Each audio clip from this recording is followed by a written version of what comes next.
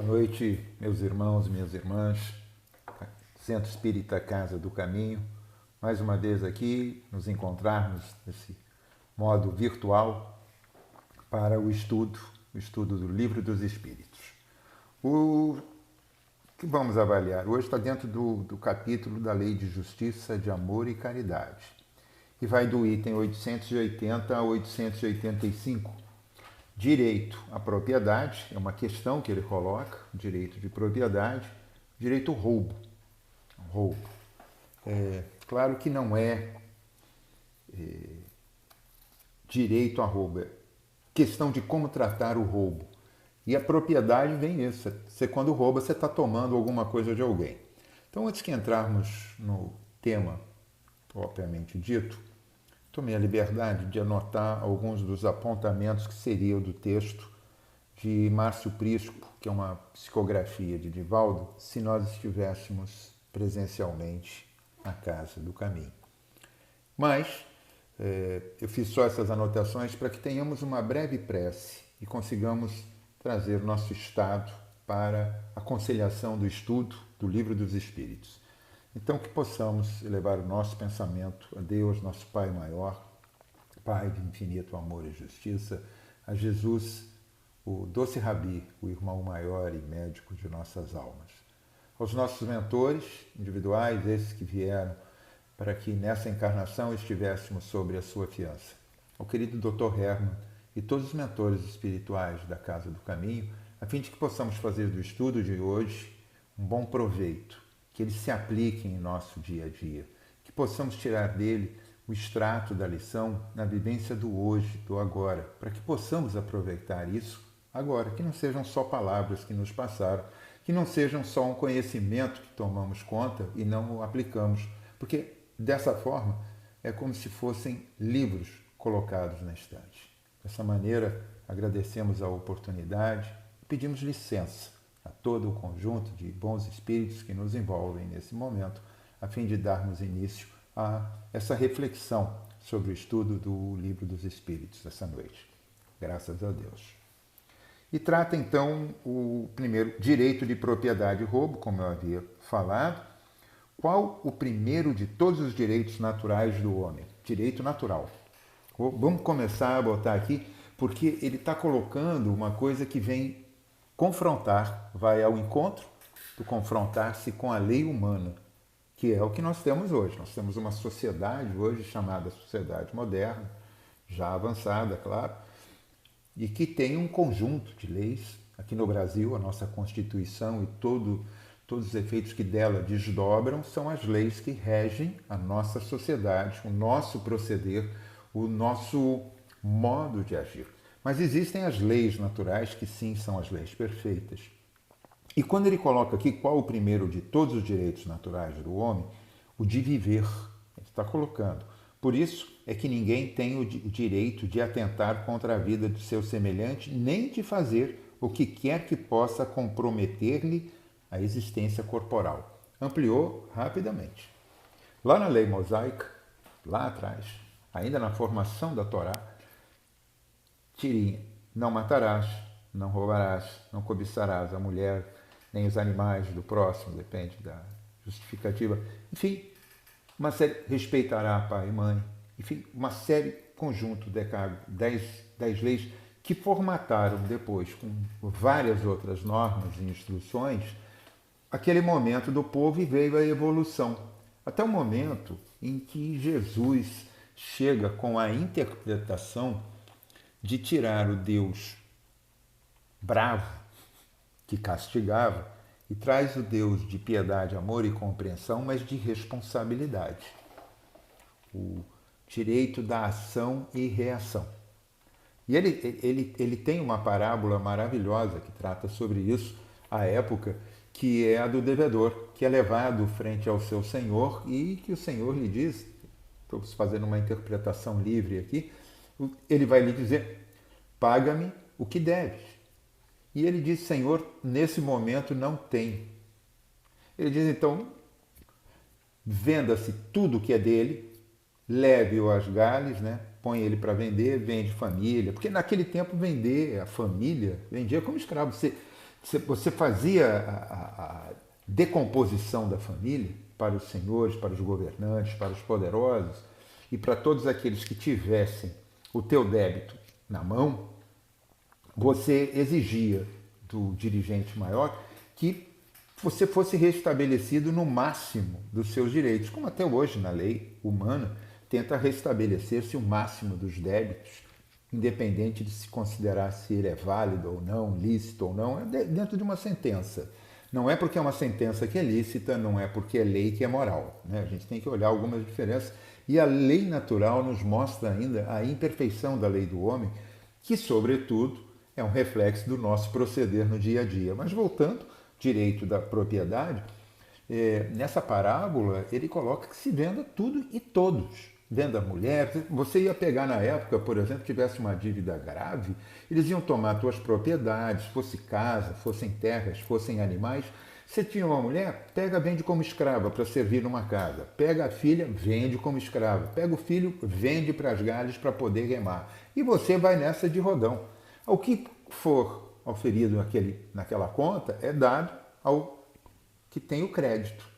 O que fica devendo, ficasse devendo, é porque perdeu, mas as contas eram feitas. Então, não se podia. Era o direito à vida. Ele coloca aqui a existência corporal. Você tirava liberdade, destruía a família, botava sob serviços forçados, escravizava, tornava-o, deixava-o de ter como um ser, com direito à liberdade, como se nada tivesse feito contra a lei, e escravizava. Então você atentava já na base. É o primeiro choque já das leis. Mas se nós falarmos um pouquinho antes, ainda me valendo aqui, nós vamos pensar na nossa humanidade. Quando foi que nós começamos a ter leis? Nós não vamos ter tempo, são 20 minutos, para poder dissertar sobre o que a história nos traz, mas de fato é o seguinte, quando começamos a andar e formarmos as nossas tribos, nós éramos basicamente caçadores, extratores. Nós extraíamos daquele momento, fazíamos como os pássaros, migrávamos para tentar ficar fora das intempéries mais graves, íamos para zonas mais temperadas, mais não quentes, mas mais temperadas, menos áridas, e buscávamos a sobrevivência. Buscávamos a sobrevivência. Então havia já a disputa entre as tribos, já havia a questão de que cheguei aqui primeiro, esse pedaço é meu agora, não como propriedade na posse, mas da maneira como você explorava transitoriamente, porque eram errantes, andavam. A América, as Américas, onde nós estamos aqui, o Brasil, América do Norte, América do Sul, América Central, ela é resultado de 13, 15 mil anos atrás, os homens saindo ali pelo Estreito de Bering, lá em cima no Polo Norte, saindo ali por aquele pedaço, atravessando, e começaram a se estabelecer. Então, a partir do estabelecimento por fato, e não por direito, porque não tinha uma lei, é que se começou a produzir o que é justo, o que não é justo. E até hoje, isso vem com muitos conflitos. Então, antes que começássemos a ter leis, nós tivemos posses. E essa posse passava por tomar algo. As guerras até de hoje significam invadir, tomar a propriedade, tomar de assalto a propriedade alheia. Né? O termo é esse, militarmente, inclusive, tomou de assalto os campos alheios em combate. Então, isso toma direito de posse. E ele coloca aqui, primeiro de viver, já não pode atentar. Caso de guerra, uma coisa específica, o Evangelho nos traz, o próprio Livro dos Espíritos também nos traz algumas explicações, mas é vida. Ninguém pode atentar contra a nossa vida, ninguém pode fazer com que nós venhamos a sofrer fisicamente, e isso traz todo um conjunto psicológico, enfim, de todos os nossos valores mais íntimos, e nenhum de nós tem o direito de atentar contra a própria vida. Porque, de verdade, quando ele está aqui, direito de propriedade, a gente vai pensar, assim, minha casa, meu carro. Já perceberam como nós temos um trânsito no falar? Transitamos com um falar que é uma posse e que dá prova da transitoriedade? Por exemplo, a minha vida. Como espíritas, nós já sabemos que a minha vida, quando nós estamos nos referindo à presente encarnação. Nós estamos fazendo. É compulsório. Você não vai dizer a minha vida é eterna, considerando todo o meu passado, a minha história e tudo que o porvir me trará. Não. Você está falando. Não, a minha vida, eu sou dono da minha. Você está falando do presente, você está falando desse espaço que você está, nesse momento, residente aqui no planeta Terra, através do teu corpo, como espírito aqui encarnado. Ponto. É teu? É nosso? Esse corpo? Não é não. O conjunto metabólico nos serve. Essa aglutinação de cada átomo, na formação de cada célula, foi feito para o nosso uso fruto. Nós estamos usufrutuários. Nós fazemos um uso transitório. Nós nos servimos de algo que é servível transitoriamente. Portanto, aquilo que pensamos foi nossa casa, minha casa. Quando você desencarna, se você não tiver deixado tudo arrumadinho escrito, vai ser disputado pelos familiares, pelo governo, se tiver dívidas, por todo mundo. Se você fala minha esposa, é posse. Nós temos posse. Nós temos no nosso discurso uma posse. E, na verdade, nós aqui estamos. Nós somos seres encarnados. Somos. Mas estamos transitoriamente nessa vida. Então, não tem posse. A posse é o nosso conhecimento, o nosso saber, aquilo que travamos e aquilo que realizamos. Isso vem para o nosso acervo. Isso está no nosso registro. Isso fica efetivamente para nós, para cada um de nós, no conjunto. Aliás, somos agora resultado da melhor encarnação providos por tudo aquilo que realizamos no passado. Erramos no passado? Tentamos, né? Você não acerta se você não errar. Tem aquela máxima que eu sempre tenho a oportunidade, repito, perguntar ao grande empresário qual o motivo do seu sucesso? Boas escolhas. E como obter as boas escolhas? Né? Errando. Você erra e aprende para fazer boas escolhas. Estou resumindo a história, porque não é a proposta, mas você só vai fazer boas escolhas quando você tiver a experiência daquilo que você tentou. Agora, se você ficar tentando se locupletar e se consagrar em cima de algo que traga dano ao teu próximo, para que você tenha, é como entramos aqui. O direito de viver dá ao homem de acumular bens que lhe permita repousar no mais, quando não mais possa trabalhar, dentro de um equilíbrio, o direito da posse. Inclusive, algo que nós temos que conversar.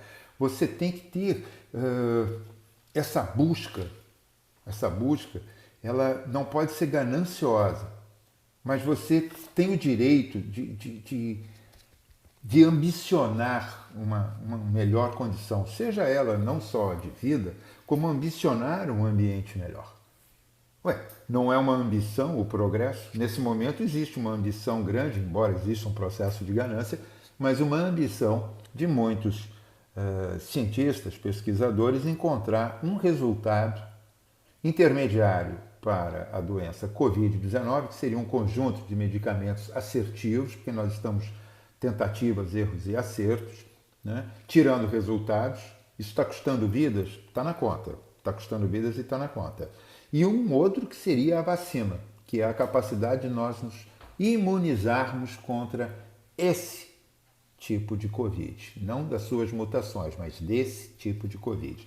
Então, a ambição é justa, né? E você buscar as coisas com direito que não cause dano ao outro.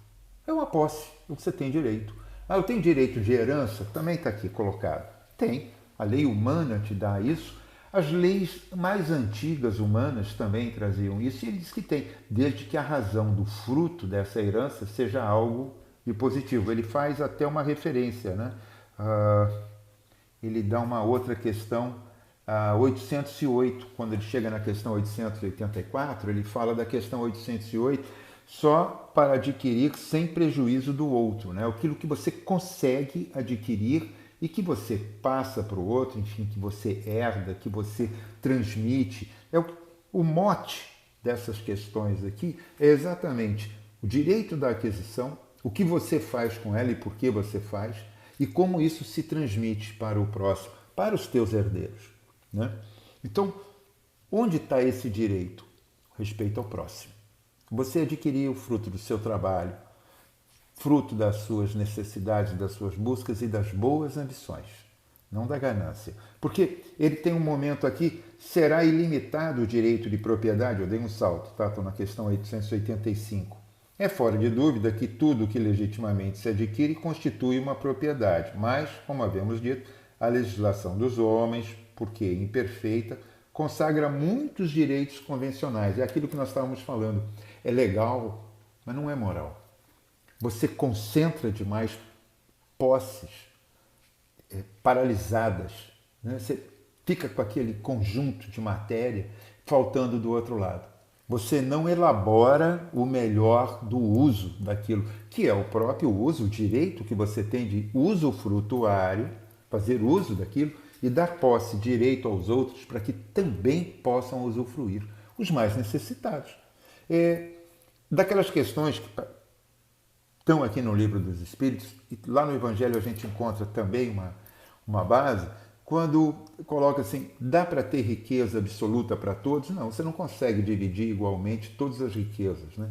Existe até um fato, quando eu tenho possibilidade, eu coloco uma pesquisa que foi feita, e ela está sedimentada.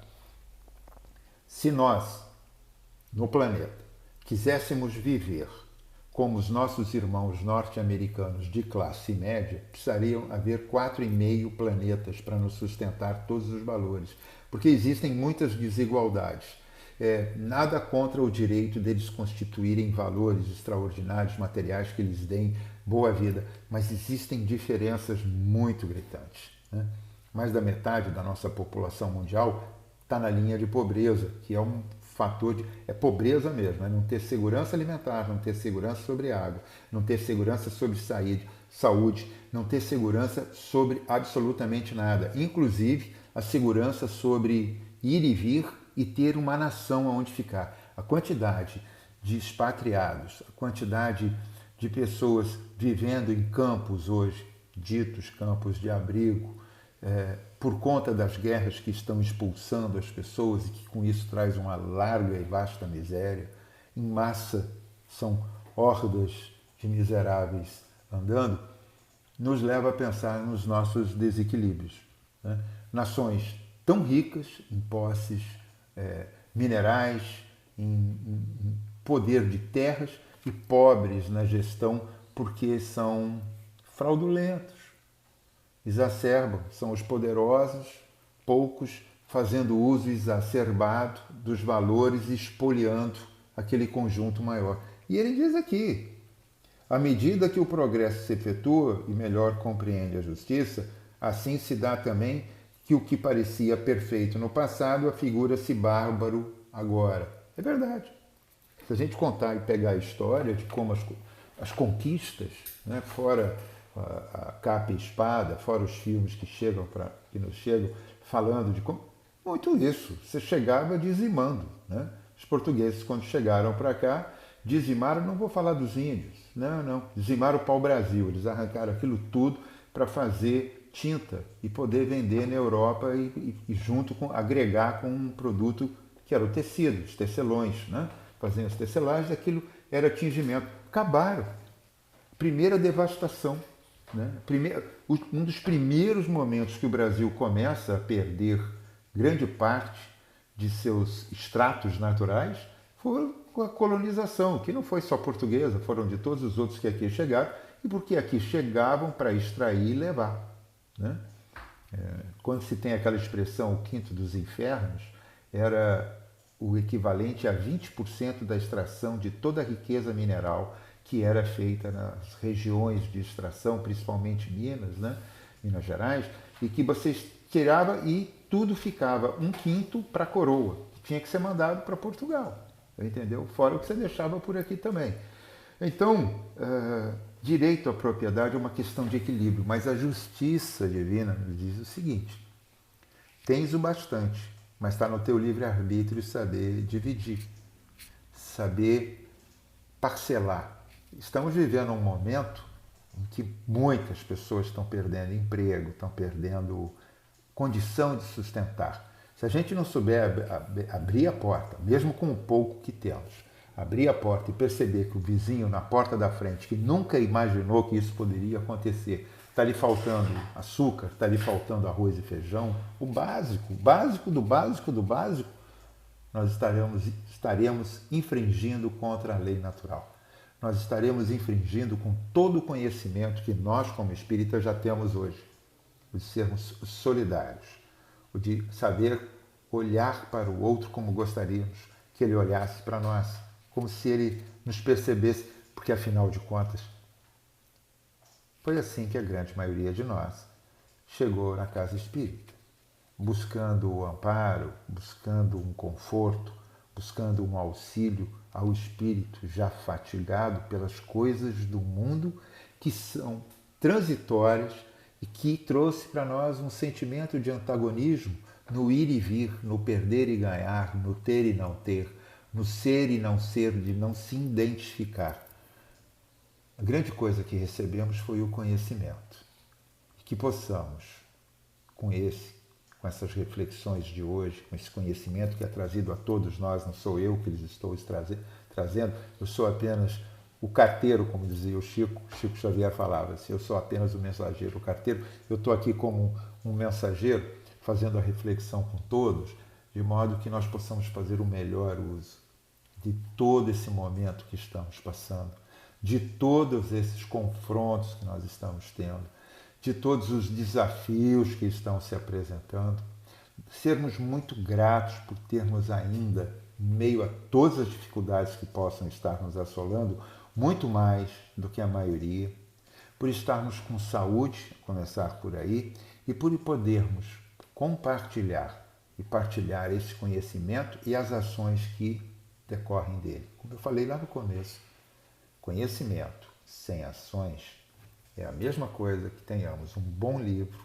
de um bom autor, muito bem impresso, muito bem encadernado, colocado numa linda estante paralisada e junto da poeira, quiçá dos cupins.